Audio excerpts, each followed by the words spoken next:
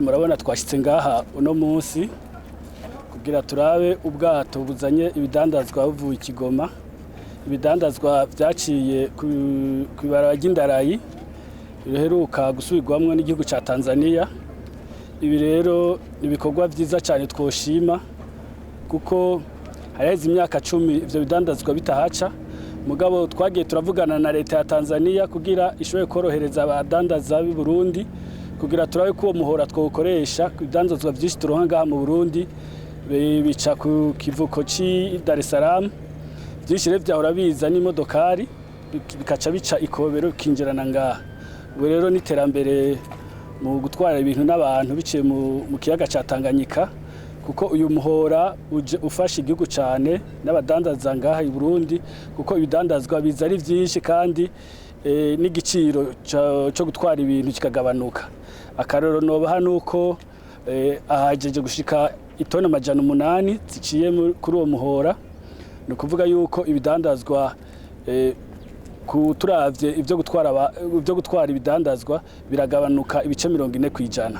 Umva ibice 40% n'amahera atari make kuburyo ibidandazwa umurundi wese azoronka ibidandazwa ku mahera make cyane kubera amaye gutwara ivyo bidandazwa zoba yagabanutse. Dusaba rero abadandaza bose ari abarundi canke abanyamahanga eka n'abakongomani duhereranye ko uyu ari umuhora woroshe mugufiya abarundi n'amakungu ashaka gukoresha kugira ibidandazwa ushe kuza ngaho iwacu.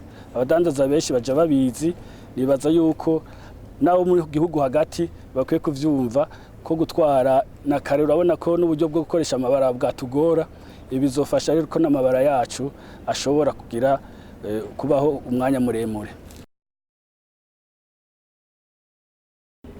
Ibidandazwa bicanga ku kivuko ca Tanganyika biva bimwe vyava Ikigoma ibindi kava Impurungu.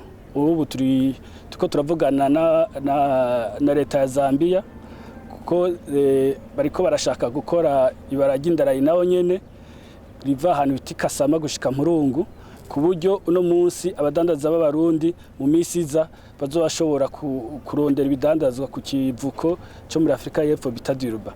Umva n'iterambere mu Imana yaduhaye kuri iki iyaga cacu ejo canke hirya yejo abarundi bazobafise inzira nyinshi zo kurondera ibidandazwa muri bihugu ari za Afrika y'Epfo, ari za Botswana, za Zambia hehe. Hari imihora myinshi zo yuguruye igihe n'abazambia bashoboye gukora iyo barabara ry'Indarayi. Ibidandazwa mu majambo make vyahora biva kuri poro y'Impurungu na poro y'Ikigoma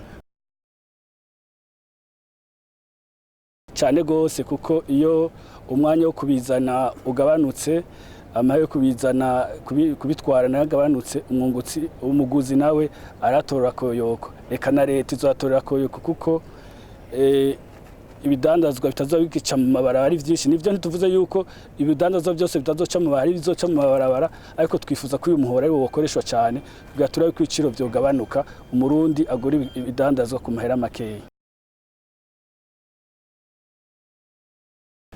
Nashaka ndakumenyeshe yuko uyu muhora wasubiwemwo wa Dar es Salaam Kigoma ariho tuzofatira kugira dushobore gukora ibarabara ry'Indarayi rizi Burundi. Ivyigwa rero basa nuko babihejeje barabiturumbikiye kugira turabe yuko vyakozwe neza ngira tuzoronka umwanya wo kubabwira igihe igikorwa nyezina kizotangurira.